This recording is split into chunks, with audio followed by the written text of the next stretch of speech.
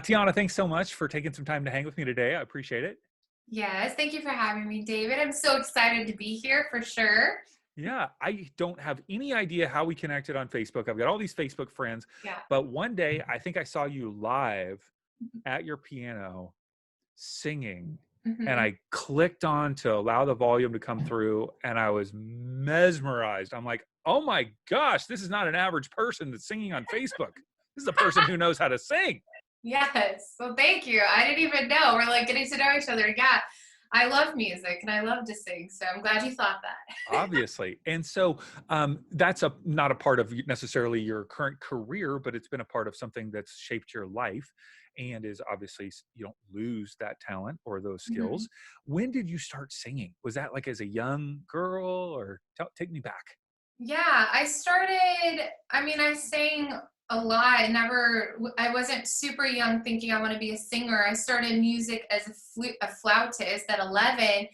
And it wasn't until I was 15, we were in Nashville, and I was asked to sing for this event at school. And I was really scared and I didn't want to do it, but a friend asked me. I'm a very faithful friend. And so I was like, sure, I'll sing. And something hit me, but it wasn't even like the feeling I had, it was the impact it had. And I'm very much into impact and influence since I was very young. And I realized that even though I loved music and flew, and I was planning on gonna go to Juilliard and pursue my career in classical music, I saw the difference that having words as a singer was. So I started vocal lessons with the top vocal coach. I'd auditioned at the time at 16 in Nashville and went from there. And so I went to Berklee College of Music in Boston and moved out to LA. So I've had over a 20-year career in the music business, actually. Wow. Did you grow up in Nashville, or you were living there, or just Yeah. traveled there? Yeah, we were living there at the time. My family moved a lot. My dad's a preacher, actually, and we moved a lot growing up. So at that time, it just happened to be I was in Nashville. And I was in Nashville till I graduated high school and part of college. I went to Belmont, which is the music biz Mhm. college there at the end of Music Row. And then I went to Berklee. And then I moved out to LA. So it was interesting that it just aligned at that time. Yeah.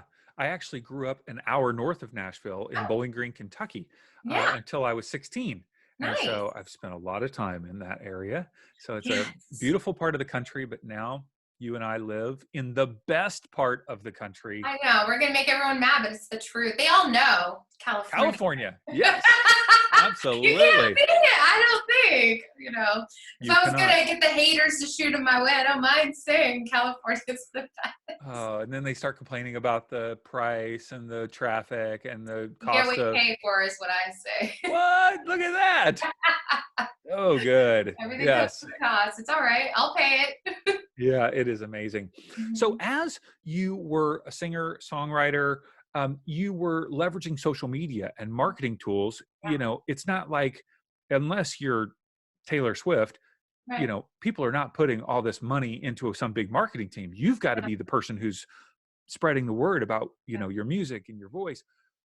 Tell me about that. How was it just like no big deal? Like, I just jump right into it. Did you have to learn it? You know what I mean? Like, take me back to that time 20 years ago, Mhm. as you were, obviously Facebook was not around 20 Teenager. years Yeah. ago, but No. Mhm. take me there.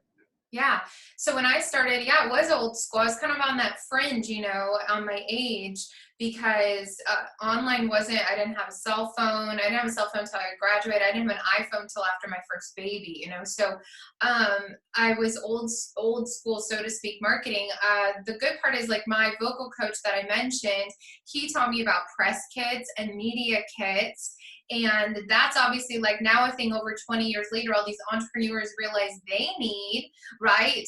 But I learned that years ago. And I went to Kinko's and to the copy machines. My mom would take me. So my mom bought me a marketing book and I learned it. And I started within the first year of pursuing my career of doing it. Because if I do something, I'm just going to do it all the way. I don't mess around. Like if my family's investing money, if I'm investing my time and money, even as a teenager, I was like, well, I'm going to go do it.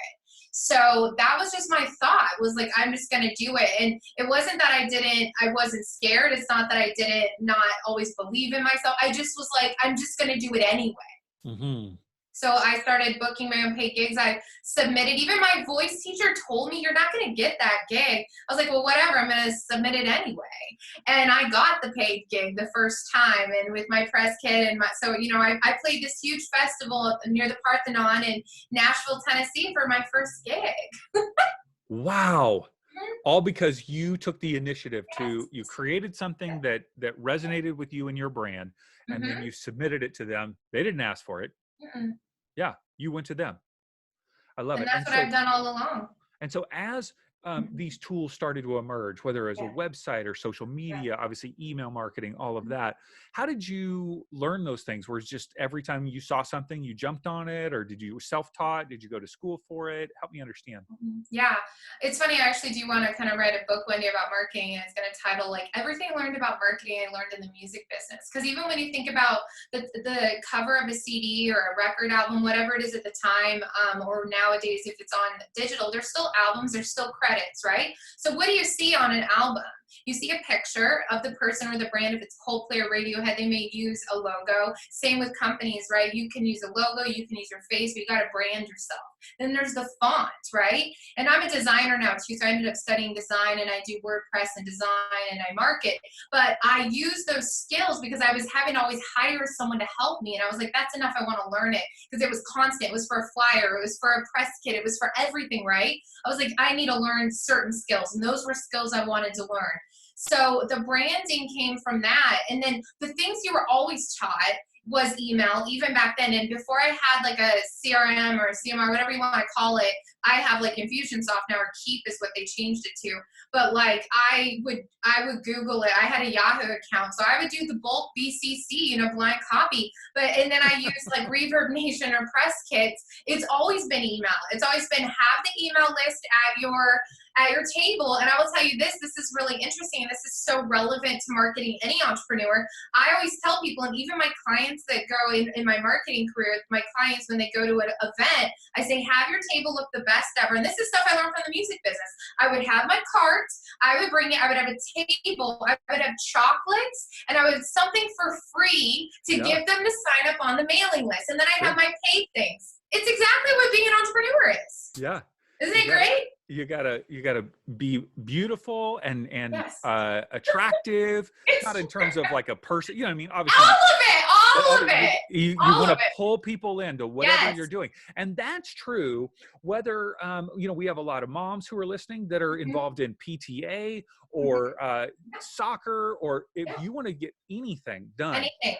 volunteers, raise money, Yeah, you've got to put the brand out there and yeah. communicate clearly about what you want, and ultimately show the benefit to people. You are even bringing benefit with chocolate. I know it's crazy, but people do it. They come over People for it. love chocolate. When I moved to this area and I was changing my career from music to more marketing, just because I could do it from home with my laptop with my kids, um, I would go to the local events, and I would buy like the dollar plastic Starbucks cups, and I would put chocolates in it and my business card. And when I'd meet them, I'd actually write their name on it with permanent marker. I'm telling you, creative marketing, and even in person, even now when clients buy from me and I teach my clients, if somebody's your VIP client, send them a goodie box, because with so much digital, people really highly value something they can touch. Hmm. Yeah. Yeah. So what motivated you? I know then you actually created a record. Was it a label, or what were you, or promoting people? Help me. What was your next step in your career? So after graduating from Berklee College of Music, and I went out to California. And even before that, though, I mean, the first step is always, there's like two processes, right? So I always had albums. I have over 4 albums. You can search them on iTunes or Spotify. It's under Tiana Star. But the thing is, in order to promote yourself, which is why I ended up in the marketing career on accident, kind of, because I was going to promote my music career instead of just like, I ended up just turning to marketing for my business and helping teach people. But what I had a label called Coffee Shop Girl Records. I did work at Sony for a while to get behind the scenes. That was my choice, to try and learn like how the big guys do it, right? And so I ran my label, and I promoted and marketed and toured myself. I always would do paid, like, you know, a lot of these people in LA do pay to play. I refused, and I would get paid gigs. So I would get paid to be in the music business. So I mean, I was paid in the music business till I was 30. Hmm. Yeah. And then how did you shift from music into beginning to serve marketing clients? Tell me that story. Did you have somebody that wanted some help and you did it for free? Did you get your first client? You know what I mean? Take me back to that first moment. Yeah. I like your voice, by the way. It's really good for podcasts. Thanks. Do you sing? I don't. Oh, that would be bad. You don't know. Most people actually can sing. You know, I was a vocal coach. I've learned there was only like one or two people that were even had any pitch issues. I mean, people have a little bit, but two were really radical, and even with them, there was progress. Anyway, most people just had somebody say something mean, and they're actually pretty good. So anyway, side note. What happened? And side note, Dave, you can sign up for my vocal package for $99 if you'd like to. I do not sell $99 packages. I know. 99. It would be $9.97 minimum, okay? Like, I love it. Play it small. You play small. Like that's part of what I teach. I do have lower level, but it's like my planner, right? $99 per minute. Exactly. I will teach you, Dave. Yeah, for a second. So, like I tell you, high tickets only. But anyway, okay. So what happened was I was getting my I decided to get my master's degree because I was struggling in my life, and I was in like not a great place. And I was married before, and I had a lot of pressures coming in. So I had this one child already, and like life was a little bit, we were about to move up here to the Central Coast, and I was like, well, maybe I'll listen to these pressures and I should get something steady or prepare. Like, you know, I've been pursuing my music career for a long time. So I got my master's degree mainly just also, I was like, well, I'll at least learn something about marketing that can help my degree. And then if I ever need to teach it at college, like, so it was a little bit of a low place, honestly. Mm-hmm. And, but I got pregnant halfway through. I was in this 1-year master's program. So it was like no breaks, nothing. I think I had 1 week off at Christmas. And I was pregnant at that time, and we moved that week of Christmas actually too. Oh, so it was a lot of changes in my life. And when I finished my thesis a week early, which was social media marketing for musicians, I interviewed Ken Kaye. What's interesting now years later is I worked with Ken Kaye, who's Kobe Kaye's dad. He produced the Fleetwood Mac album, it's one of the highest selling albums of all time, Rumors. Okay. And I actually have a publishing deal down at that same studio he's at. So interesting full circle story, actually. So I do actually still have projects in the music, but my main income is still my marketing. Yeah. But so I was finishing my master's degree, and I graduated in a couple months after. So I got a newborn. I had a 3-year-old son too, and I really wanted to get back in shape. And I was in this new town. I didn't know anybody, and there was a Pilates studio, a really nice one with reformer machines. And so I went to her, and I know she didn't have a Facebook. She had a terrible website, and I learned how to do websites and social media and all of that with my program. So I went to her and I said, hey, would you be interested in paying me some cash and then some barter and then I could work out here. I'd get a little cash, and I'll redo your website. I'll redo your social media marketing. Nice. Yeah. And she said, yeah. And I helped book her out. She actually sold that business for a lot of money. And she referred a ton of people, and it just took off because then I got calls from people down in LA because I was really good with SEO on my no paid traffic this point. I'd never paid any traffic. And I got calls from Warner Brothers Music, some famous country music stars, and they would all refer me for social media marketing. So that's how it started. That is great. Wow. Yeah. And you're going through a lot of transition in your life. You've got young kids at the time. Your kids are still pretty young. Are they 7 and 10, something like 7 that? 7 and 11, yeah. 7 and 11. And how has social media marketing allowed you to develop freedom as a single mom? I know we've got a lot of moms who listen that are, they're either needing to generate some income, or they have, they're not satisfied with their job. How might social media marketing or marketing in general help them create some freedom in their life? Yeah. Like social media marketing, I was just training on this morning in my free 5-day accelerator program that I teach. And I was sharing the story. It's interesting because I haven't shared this story in a long time. It's my second time today, so it's meant to be. not only did I have amazing results doing it for other people and really honed in on that from the stories I've been telling you, but when I switched gears to not doing that anymore, like I don't do the marketing for people, I train people because I Mhm. actually don't believe in outsourcing your voice.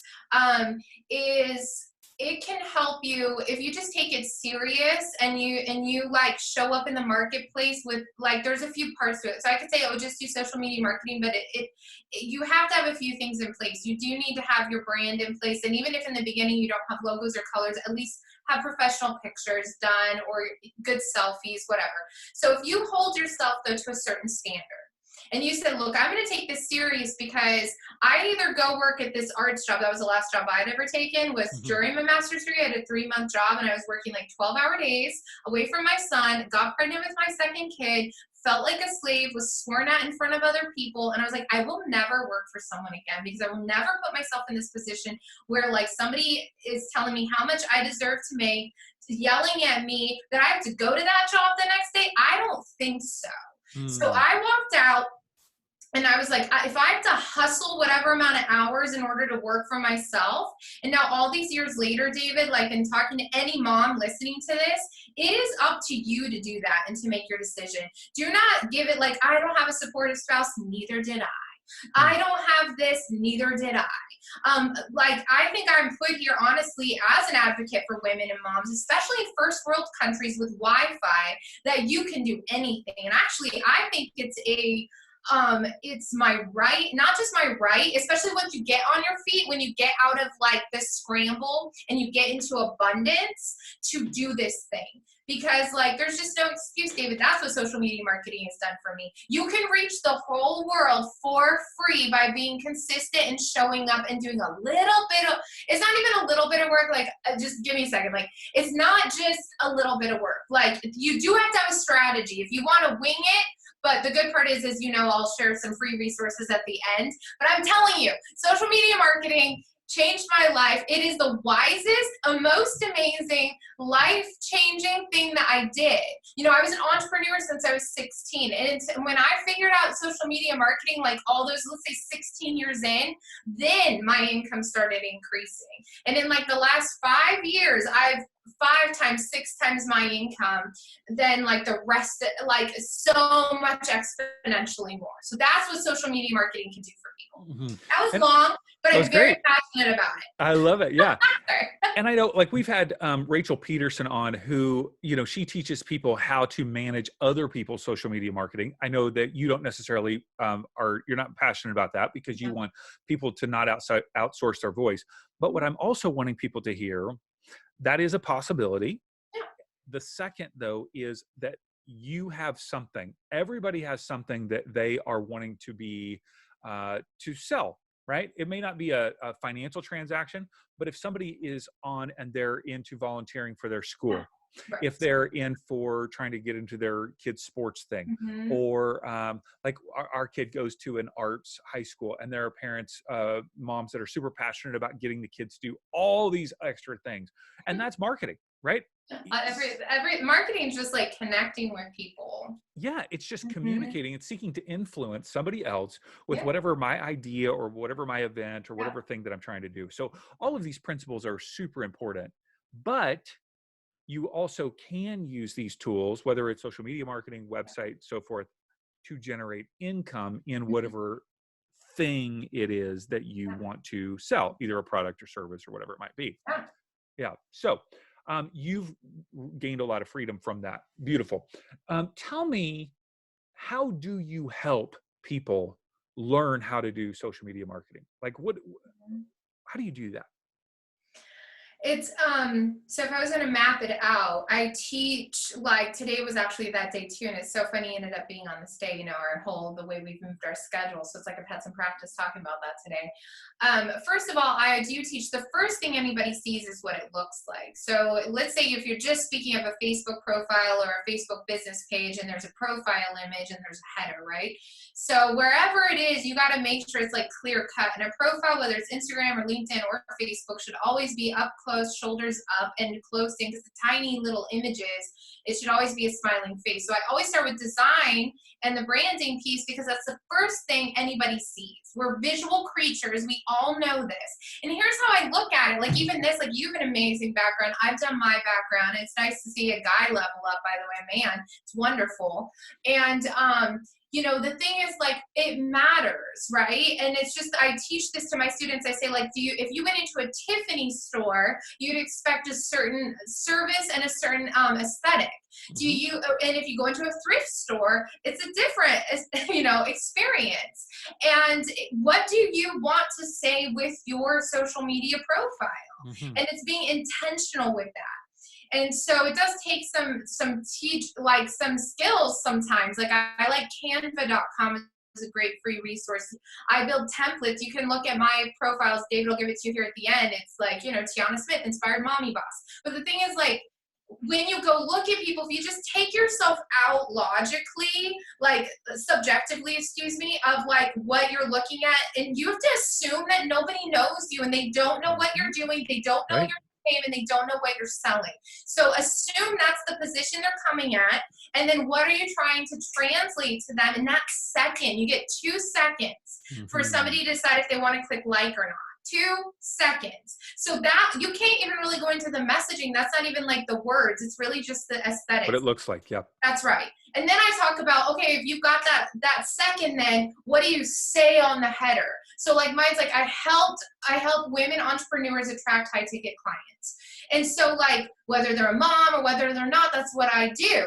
And David, if like your header said whatever that thing is, it's like that. It's that elevator thing. If you were in one floor from somebody, what one thing are you saying? And that's the same that would go on your Instagram link. That's the same thing that would go on your LinkedIn profile. One thing. And then you go into the daily social media marketing posts. So it's like this 3-step visual, header, messaging. What are you posting about? And here's the one thing I want to say. This is like really high value. Everyone should like write it down if they're listening. My social media profile is a resource center for my ideal clients. So they should come there. And this is how you can compete with celebrities. This is how.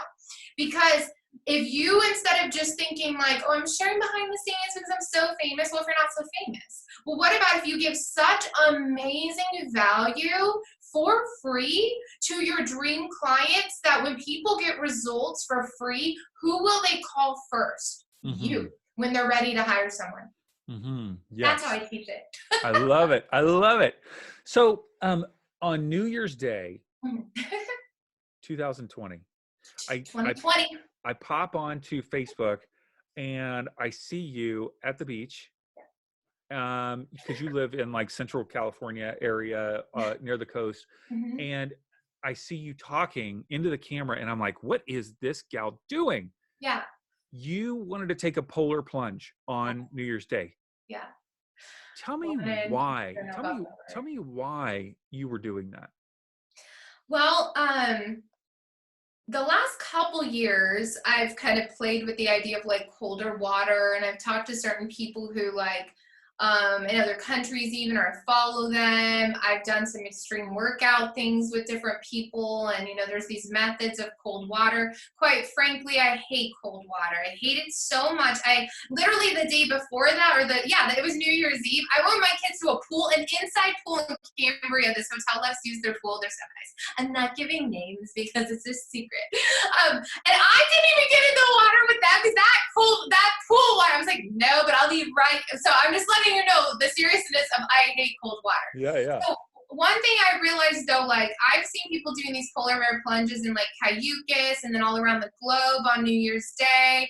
And I'd had a really rough like Christmas break for several reasons. And I was alone and the kids were with their dad and it's over the holiday. And I was like, I'd already decided, I was like, I want to go do the polar bear plunge. And I was thinking about going and doing it in Cayucas just for the vulnerability, not the vulnerability, the accountability. And but I got up that day and I just like was feeling like staying in my town, which is in Cambria, California. And I love my town. I live right down the street from the ocean. And I was like, you know, I'm going to do this, but I'm going to go live on Facebook for accountability because I didn't know if I was going to do it because honestly, I hate cold water and the ocean up here is cold and Very it's cool. scary. And it was a beautiful day. I didn't know what kind of day it was going to be, but I was like, you know what? And even if I delete it because I didn't even know what it was going to turn out like, I was like, I'll just go live and if it's terrible or what, I'll just delete the video. So that was my thought. I was like, I would like to do things that I hate because then, like, I thought, like, going into the new year, like, cold water, ocean, it sounds epic and beautiful. And I also wore a bathing suit. I grew up in a place where you never wear bathing suits. We were not allowed. Like, it was knees to the neck my whole life. It's, like, against the law. And I also wanted to face that challenge in public, to do both, and to face the cold, to face my fear, to say, this is my year, and I don't care if I fear something. I'm doing it, and I'm not just doing it alone. I'm going to do it publicly. So you say some of these things, and then I see you running toward the ocean. And you must have put, I mean, I know when you look at a phone, it makes everything look far away, but it looked like a mile from the water. Really you put it so far. You could have like put it a little closer. My goodness. I don't know if you were afraid of it getting water on it or something. Yeah, I've had stuff swept away by that. Those waves are huge, and you probably saw them. Like, I've had them come up before and sweep all my stuff away. Yeah. So then, and I will tell you, I was thinking, I go, does she have a swimsuit on?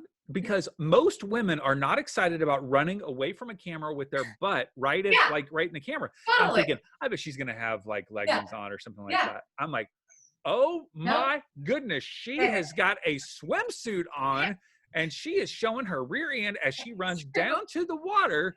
And it was, you're running forever. I'm sitting there watching you going, she's running, she's running, she's running. And I'm thinking, she's going to be out of breath because I would be dying. I mean, you get in the water and you're a speck of an ant all the way. And I'm like, she didn't get under the water. She got up to her chest and that was it. I go, this is what? This is this is not a polar plunge. You came running, you ran all the way back. You're so out of breath. You're like, plus the cold water, because even though it wasn't my head, I still was like the cold water feeling, you know, adrenaline. Yeah. And especially even if you had shaved your legs or something in that cold water, it's like burning or something. Yeah, totally. So I typed on the live, I'm like, it doesn't count because you didn't put your head under. Go back or something like that. Yeah, totally. And you did it. I was so proud of you. I was like, oh my gosh, she's gonna. And you ran again. I ran. You on the way back though, after you were wet, you couldn't make it back to the phone. I couldn't. I was so, it was the shock on my head too, you know, and there were all these people, there were more people even, and they're like clapping and cheering. And I'm like, just not even focused on that. And again, I've never been in the ocean in public in a bathing suit. I'm 38. No way. No way. 38. That's your first time ever? No way. Ever in my life. So when I said it wasn't, I'm like, no, for real. I'd gone one time to a pool by myself like a year ago in a bikini, but I'd never like in public, never the ocean. I'd never done that. Because so that of was your like faith, a first. because of your faith background. Yeah. So once you did it, did you feel like Jesus was angry with you? No, and I looked it up and I saw my booty on the thing, like, you know, it had written up. I'm just sharing, like, honestly. And I thought about taking it down, but what's amazing is some of my really good Christian friends, actually, one of them had messaged me, and she was like, that was the sexiest thing I've ever seen you do. Because she was saying, like, you just, like, owned your power, and, like, you just, it wasn't about the bathing suit. It wasn't about any of that. It was just, like, I just wanted to be myself, and I just wanted to face my fears in all the ways, to be that vulnerable and just to do it. And I wasn't even thinking about what I looked like at all. I was just like running and sprinting into the ocean, you know. It was cold. And you get back to the camera the second time, your hair's wet, it's like flying everywhere, you're out of breath everywhere. And you're like, I did it. I showed my family that. They were like, I cannot believe you made her do that. That is so, I didn't make her do anything. And you know, it's great that you were like the leader of the squad. Like, you say it, and then all these people like, that's true. You should have got your hair. But I'm like, really, guys?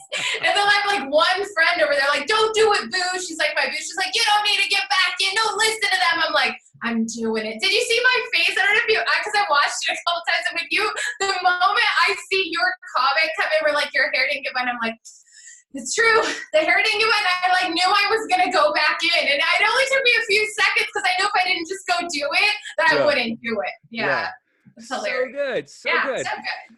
So the thing that comes to my mind as I watched you do that, and you said that you had a hard week. One of the things that I think resonates with me in what you do is that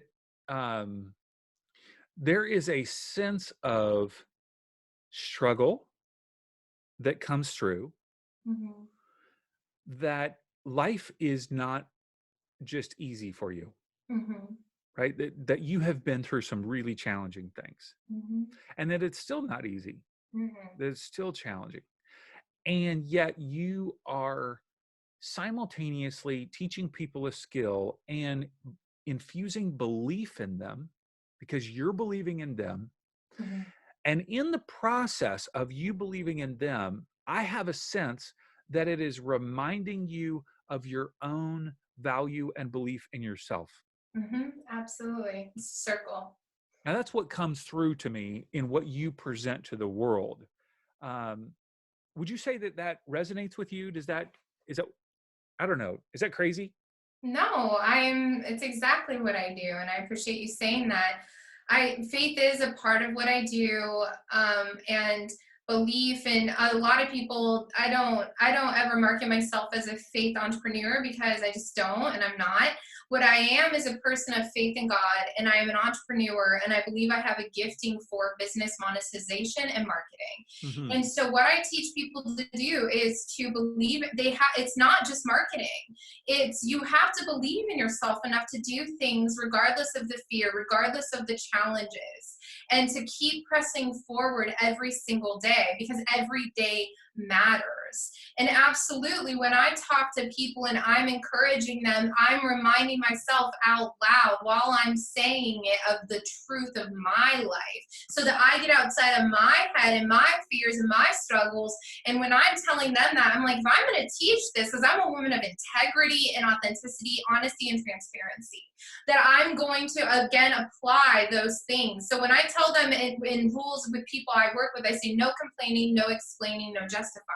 And so when even in my own head, or even when I'm at home alone or in front of my kids, I hold myself to that standard. And if I break those rules that I'm teaching other people, I repent and I work on it. Because those rules help keep me afloat, so that I don't get stuck in that.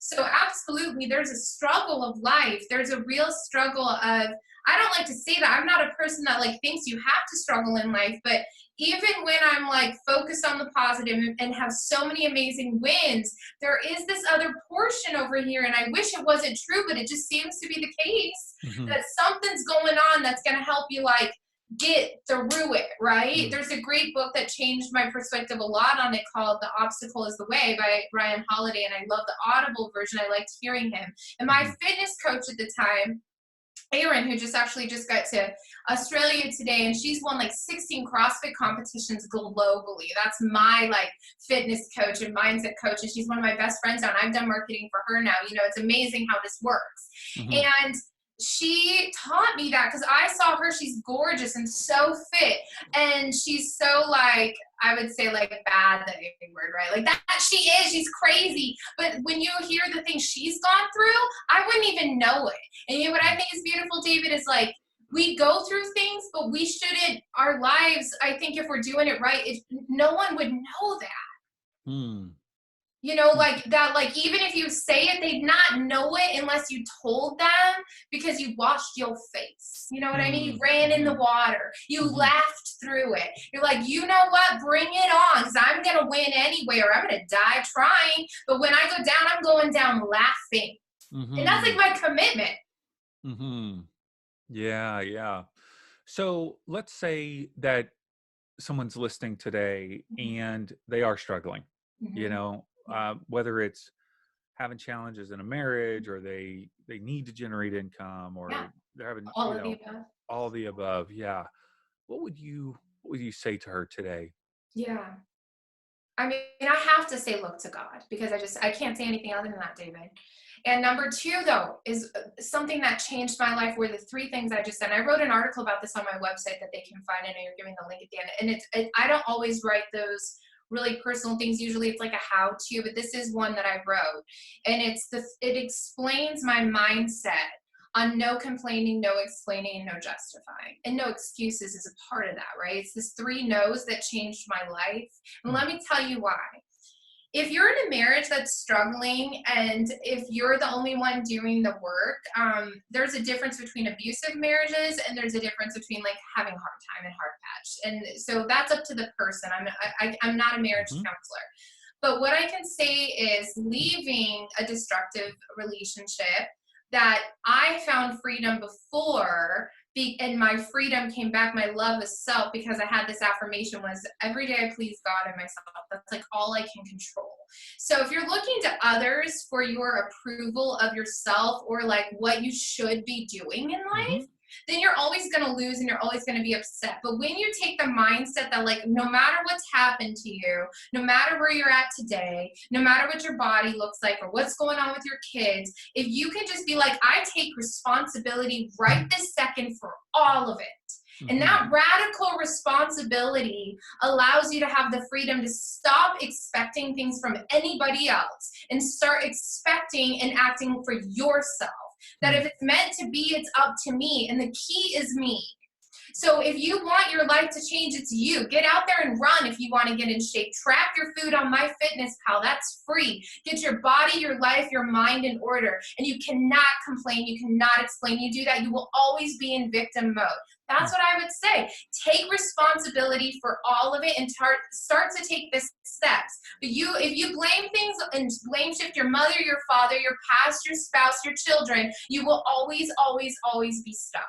But if you Hmm. say, I lay it all away, I'm taking responsibility for my body, my mind, my decisions, my reactions, because this is all I can control, and then you can start to fly. Hmm. So powerful. Radical responsibility. All right. So if there are people who want to work with you, Mhm. first of all, they can go to inspiredmommyboss.com, and all the links to your social media will be there, of Mhm. course. And all your social media is Inspired Mommy Boss. Some Mhm. have a few underscores They based on do. availability, Yes.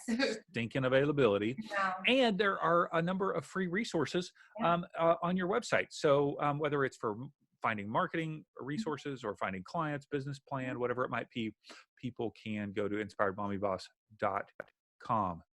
Yes. Tiana, you're rocking it. You're doing it. You're teaching entrepreneurs, coaches, and network marketers the profitable daily action steps to building your brand online, attracting your dream clients with ease, and creating automated funnels. Yeah, I am. It's amazing. Thank you, David. And like Yeah. honestly, thank you so much for having me. And you're so kind and you're so awesome and so fun to have reached out to me from the Facebook land. It's like a country. It's got like 3.6 billion people. It's like several countries, right? The Facebook land. It's And huge. and to anyone listening, like, don't make excuses, like, and follow David more. He's amazing. And say hi. Like, say hi. Don't be shy. I'm glad you weren't shy. It's a blessing. Thank you. Mhm.